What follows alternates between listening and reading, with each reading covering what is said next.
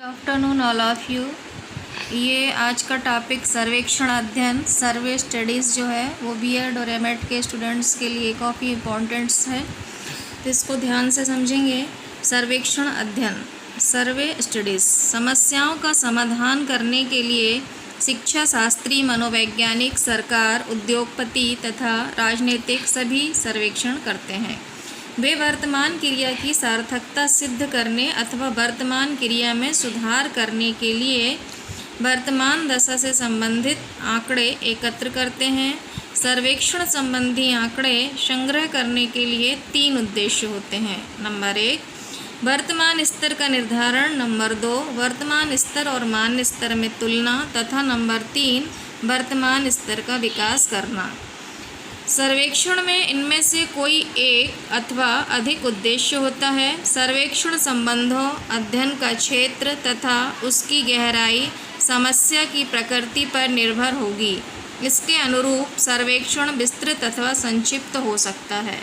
इसके अंतर्गत अनेक देशी अथवा देश, धर्म, शहर अथवा किसी इकाई को ही ले सकते हैं।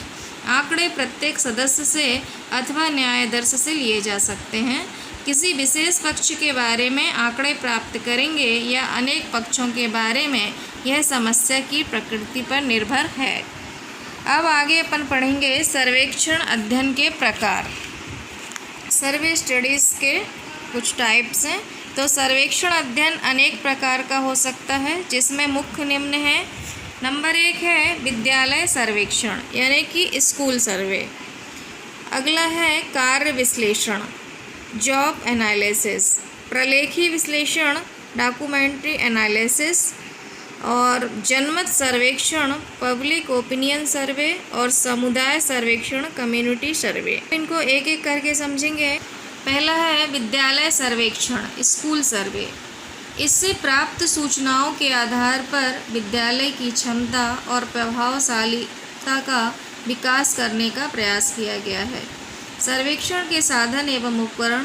सर्वेक्षण में सूचनाएं निम्न कारणों से के द्वारा करते हैं: निरीक्षण, ऑब्जर्वेशन, प्रश्नावली और साक्षात्कार, इंटरव्यू, मानक परीक्षण, प्राप्तांक पत्र, मूल्यांकन मापदंड, रेटिंग स्केल आदि। इनसे प्राप्त आंकड़े के आधार पर अनेक प्रशासकीय, शैक्षिक, आर्थिक तथा पाठ्यक्रम संबंधी सुधार किए गए हैं। विद्यालय सर्वेक्षण के प्रकार हैं। विद्यालय सर्वेक्षण 3 प्रकार के हैं: बाह्य व्यक्तियों द्वारा सर्वेक्षण, और आत्म सर्वेक्षण, और सहकारी सर्वेक्षण। तो पहला बाह्य व्यक्तियों द्वारा सर्वेक्षण, आउटसाइड एक्सपर्ट सर्वे। यह सर्वेक्षण बाहरी अनुसंधानकर्ता, विशेषज्ञ अथवा अधिकारी द्वारा होता है। इसमें दोष यह है कि बाहरी व्यक्ति स्थानीय स्थिति से ठीक रूप में परिचित न होने से गलती कर सकता है। आत्म सर्वेक्षण, सेल्फ सर्वे, यह विद्यालय के शिक्षकों तथा अनुसंधान अधिकारियों द्वारा किया जाता है। सहकारी सर्वेक्षण, कोऑपरेटिव सर्वे, आजकल इस पर विशेष बल दिया जा रहा है। इसमें बाहरी विशेषज्ञ, विद्यालय के शिक्षक तथा प्रकाशक सभी भाग लेते हैं, क्योंकि बिना शिक्षकों के उचित सहयोग के सर्वेक्षणकर्ता अनेक बातों से अनभिज्ञ होने के कारण गलतियां कर सकता है। अन्य लोगों द्वारा दिए गए निर्णय को मानने में शिक्षकों को आपत्ति भी हो सकती है। सर्वेक्षण में वांछित आंकड़े। अधिकांश सर्वेक्षण में निम्न 4 आंकड़े प्राप्त करते हैं। नंबर 1, अध्ययन की सुविधाएं। नंबर 2, शिक्षकों संबंधी सूचनाएं। नंबर 3, छात्रों की प्रकृति, और नंबर 4, शैक्षिक प्रक्रिया की प्रकृति। अध्ययन की सुविधाएं हैं। नंबर 1, अध्ययन को प्रभावित करने वाली सामाजिक परिस्थितियों तथा प्रकाशिकी नियमों व कानून आदि। नंबर 2, विभिन्न अधिकारियों एवं समितियों के दायित्व तथा संबंध। 3, धन व्यवस्था तथा प्राप्त छात्र व्यय। नंबर 4, विद्यालय भवन की स्थिति तथा व्यवस्था। नंबर 5, पुस्तकालय, वाचनालय तथा अन्य सामग्री आदि। नंबर 6, शारीरिक शिक्षा की व्यवस्था, दृश्य श्राव्य उपकरण, प्रयोगशाला तथा कार्यशाला की व्यवस्था आदि। नंबर 7, सामाजिक स्थिति, कक्षा, घर तथा समाज आदि का प्रभाव। नंबर 8, पाठ्यपुस्तकें, पाठ्यक्रम तथा अध्ययन को प्रभावित करने वाले अन्य उपकरण। नंबर 2, शिक्षकों संबंधी सूचनाएं। इसके अंतर्गत विद्यालय के शिक्षकों, पर्यवेक्षकों और प्रशासकों के लिंग, आयु, शिक्षा, उपाधि, सामाजिक व आर्थिक स्थिति, समूह स्थिति तथा संबंध में आंकड़े प्राप्त कर सकते हैं। शिक्षकों के निवास संबंधी सुविधाएं, सेवा अवधि, अवकाश काल, पारस्परिक संबंध, समाज में स्थिति तथा संपर्क आदि ज्ञात करते हैं। तीसरा, छात्रों की प्रकृति। इन बातों से संबंधित आंकड़े प्राप्त किए जा सकते हैं। नंबर 1, छात्रों का कक्षा, साथियों, घर और समाज में व्यवहार कैसा है।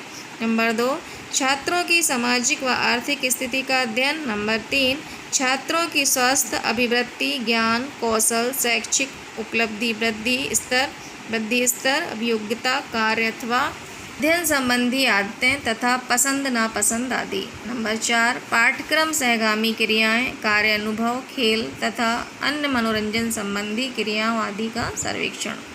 नंबर 5, पढ़ने की आदतें, स्वास्थ्य संबंधी क्रियाएं, भोजन आदि। नंबर 6, छात्र उपस्थिति तथा परित्याग आदि का सर्वेक्षण। नंबर 7, पिछड़े, विकृत अथवा प्रतिभा संपन्न छात्रों की संख्या एवं प्रकृति अथवा अनुशासनहीनता एवं बालोपचार संबंधी सर्वेक्षण। नंबर 4, शैक्षिक प्रक्रिया की प्रकृति। शैक्षिक क्रियाएं, कार्यक्रम तथा उनका फल, पाठ्यक्रम के विभिन्न विषयों तथा क्रियाओं के लिए दिया गया समय। नंबर 3, पाठ्य सामग्री की प्रकृति तथा परिमाण। और नंबर 4, स्वास्थ्य सेवा, संदर्शन सेवा आदि विभिन्न सेवाएं। नंबर 5, छात्राओं का पिछड़ापन और औपचारिक शिक्षण आदि से संबंधित सर्वेक्षण। तो ये हुआ स्कूल सर्वे यानी कि विद्यालय सर्वेक्षण। अब अगला टॉपिक है टॉपिक कार्य विश्लेषण यानी कि जॉब एनालिसिस। इसके उद्देश्य हैं, कार्य विश्लेषण के निम्न उद्देश्य हैं: वर्तमान कार्य पद्धति, कमजोरियों, अक्षमताओं तथा दोहरे प्रयास का पता लगाना। नंबर 2, सामान्य कार्य का समुचित वर्गीकरण करना। नंबर 3, विभिन्न प्रकार के उत्तरदायित्व तथा कौशल हेतु भत्ता एवं वेतन निश्चित करना। नंबर 4, मानव शक्ति के सर्वोत्तम सदुपयोग की दृष्टि से कार्य वितरण। नंबर 5, सेवाकालीन अथवा भावी कार्यकर्ताओं के लिए प्रशिक्षण कार्यक्रम तथा शैक्षिक सामग्री का निर्माण करना। नंबर 6, कार्यकर्ताओं की पदोन्नति की आवश्यकताएं निश्चित करना। नंबर 7, कार्यकर्ताओं के स्थानांतरण अथवा पुनः परीक्षण के लिए निर्णय देना। नंबर 8, प्रशासकीय संगठन एवं क्रिया के अध्ययन हेतु सैद्धांतिक रूपरेखा का निर्माण कर। कार्य विश्लेषण हेतु, जॉब एनालिसिस हेतु वांछित कुछ सूचनाएं हैं। कार्य विश्लेषण के लिए नंबर 1, प्रशासकीय, शैक्षिक एवं अशैक्षिक स्थिति का अध्ययन। नंबर 2, कार्यकर्ताओं के सामान्य कर्तव्य और दायित्व। नंबर 3, वह विशेष कार्य जिसमें वे लगे हैं उनके पारस्परिक और प्रशासकीय संबंध, कार्य करने के लिए परिस्थितियां तथा आवश्यक सुविधाएं जो दी गई हैं। नंबर 4, कार्यकर्ताओं की शिक्षा, विशेष प्रशिक्षण, अनुभव, वेतन, ज्ञान, कौशल, आदतें, स्वास्थ्य की स्थिति, व्यवहार पद्धति आदि। इस प्रकार के आंकड़े अनुसंधानकर्ताओं को सेवा की वर्तमान स्थिति तथा उसकी कमियों का ज्ञान कराते हैं। अब है कार्य विश्लेषण की प्रक्रिया यानी कि प्रोसेस ऑफ जॉब एनालिसिस। कार्य विश्लेषण की प्रक्रियाएं निम्न हैं। पहला है निरीक्षण, ऑब्जर्वेशन। व्यक्तिगत निरीक्षण तथा उस कार्य से संबंधित अधिकारियों के निर्णय के आधार पर एक विश्लेषणात्मक चित्र बना सकते हैं। नंबर 2, अभिलेख निरीक्षण। तो राज्य के नियम, स्थानीय उपनियम, अदालतों के निर्णय आदि के आधार पर कार्यकर्ताओं की स्थिति के बारे में ज्ञात कर सकते हैं।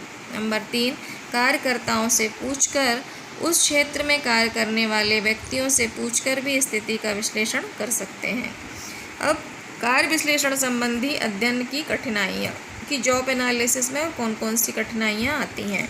नंबर 1, कार्य का अनेक अंगों अथवा खंडों में विभाजन करके अध्ययन करने से संपूर्ण चित्र स्पष्ट नहीं हो पाता और समग्र अध्ययन में भी अनेक बाधाएं हैं। गुणात्मक अथवा यांत्रिक विचार तो कार्य के केवल एक पक्ष को ही प्रस्तुत करते हैं। कार्य की सफलता के लिए आवश्यक आदर्श, अभिवृत्ति, सूझ, सहयोग, निर्भरता तथा कौशल आदि गुणों पर यदि ध्यान नहीं दिया गया तो वह अध्ययन उस कार्य के संबंध में पूर्ण विवरण नहीं दे सकेगा, किंतु इन व्यक्तिगत गुणों के संबंध में विश्वसनीय आंकड़े प्राप्त होना अत्यंत कठिन है। नंबर 3, कार्य विश्लेषण में कार्य के प्रत्येक पक्ष अथवा कार्यकर्ता के प्रत्येक गुण को समान अंक देना भी गलत है, क्योंकि प्रत्येक गुण का सफलता में समान महत्व नहीं है।